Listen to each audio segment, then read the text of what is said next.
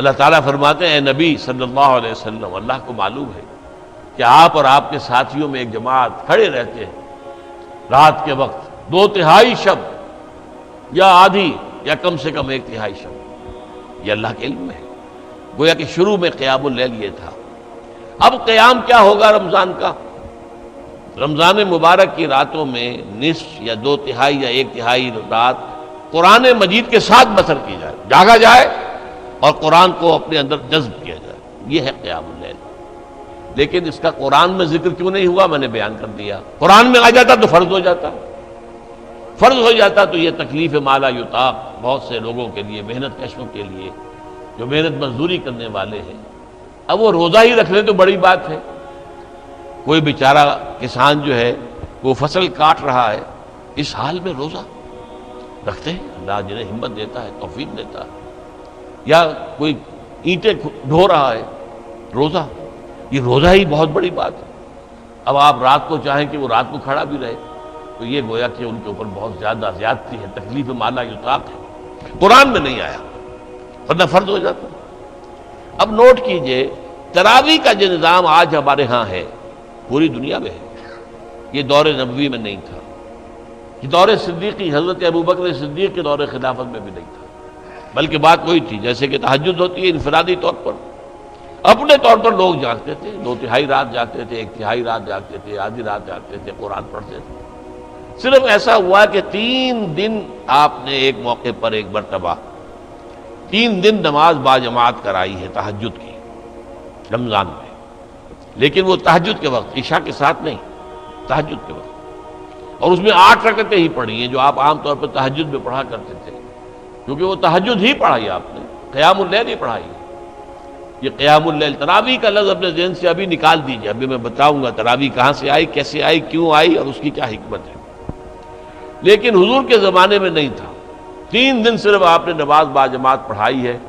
چوتھے دن صحابہ انتظار کرتے رہے کہ آپ برآمد ہوں اپنے حجرے سے، کچھ کھنگارتے بھی رہے کہ شاید آنکھ لگ گئی ہے تو ہمارے آواز دینے سے اس طرح سے آپ جاگ جائیں، آپ برآمد نہیں ہوئے۔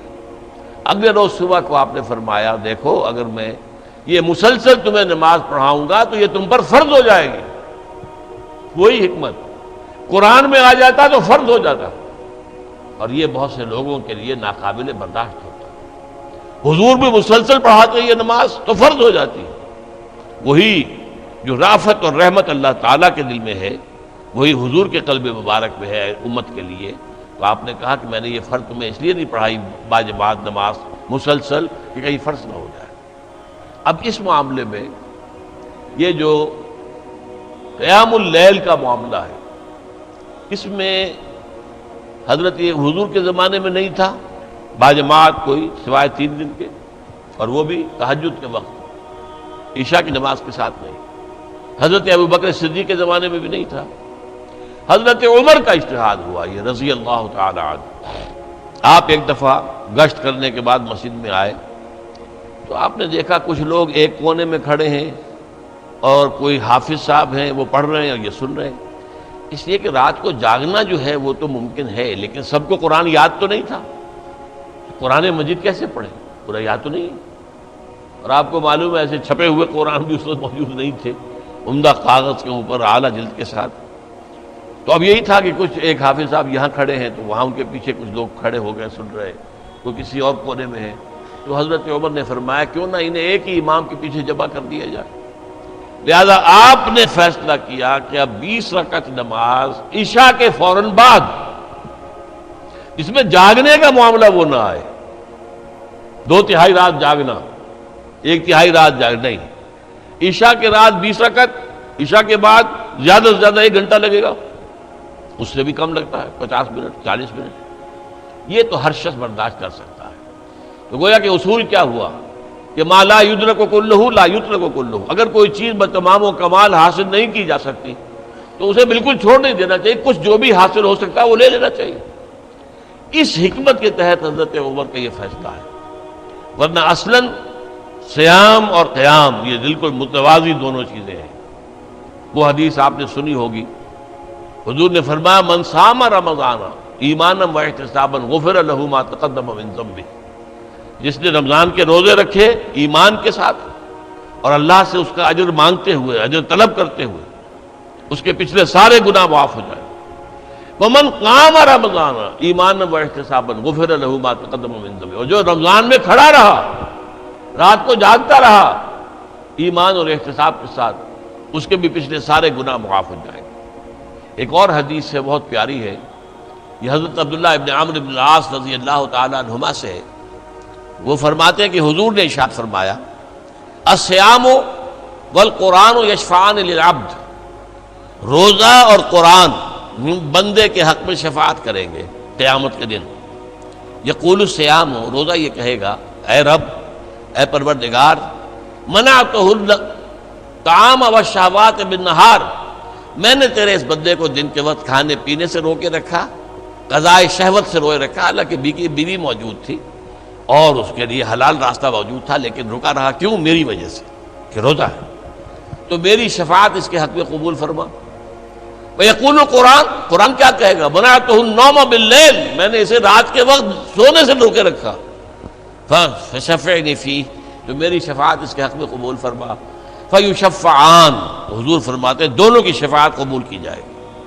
اب سوال یہ ہے کہ اس تراویح کی نماز میں کتنی کچھ رات کو آپ کا جاگنا ہو جاتا ہے؟ آج کل 11 ساڑھے 11 سے پہلے کچھ ہوتا ہے، عام طور پر تو 12 بج جاتے ہیں۔ یہ عشاء کی نماز کے ساتھ اگر اضافی آپ 1 گھنٹے جاگ دیے تو کیا یہ منعتہ النوم باللیل اس کے مصداق بن گیا؟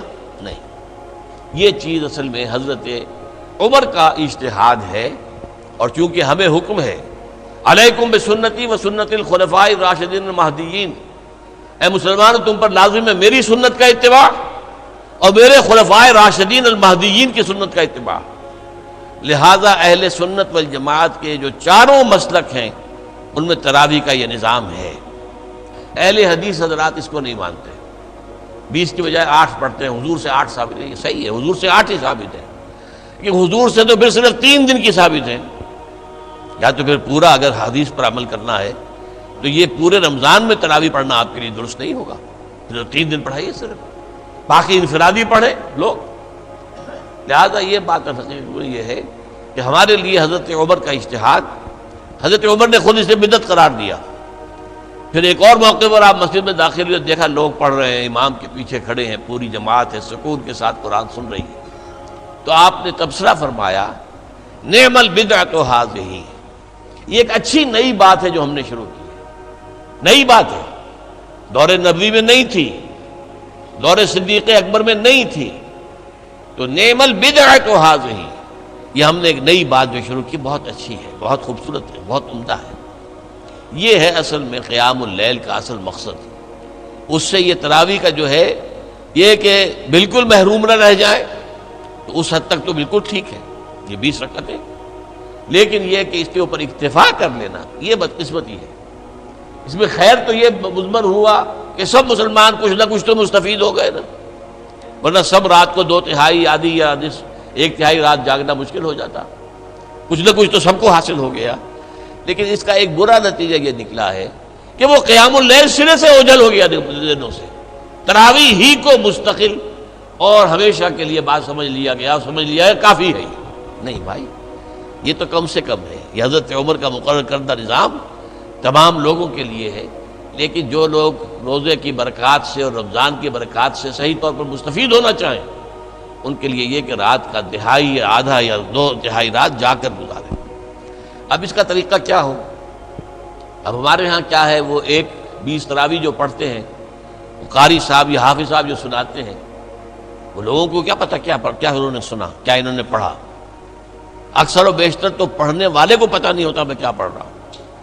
یہ اکثر تراویح پڑھانے والے جو ہیں حافظ ہوتے ہیں، عالم نہیں ہوتے، حافظ ہیں، وہ الفاظ جو قرآن کے وہ تو یاد کیے ہوئے ہیں، ان کا مفہوم تو انہیں معلوم نہیں ہے، وہ فارغ التحصیل تو نہیں ہے، عالم تو نہیں ہے، عربی زبان تو انہوں نے نہیں پڑھی ہے۔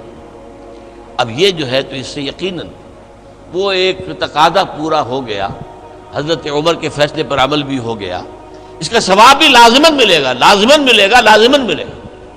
ایک آدمی ہے، وہ 20 رکعتیں پڑھ رہا ہے، قرآن سن رہا ہے، اس نے اپنا وقت لگایا ہے، قوت سے صرف کر رہا ہے، اور اپنی طاقت لگا رہا ہے تو یقیناً ثواب ملے گا، لیکن وہ قرآن اور رمضان کی اصل برکت وہ اس کو حاصل نہیں ہو سکتی۔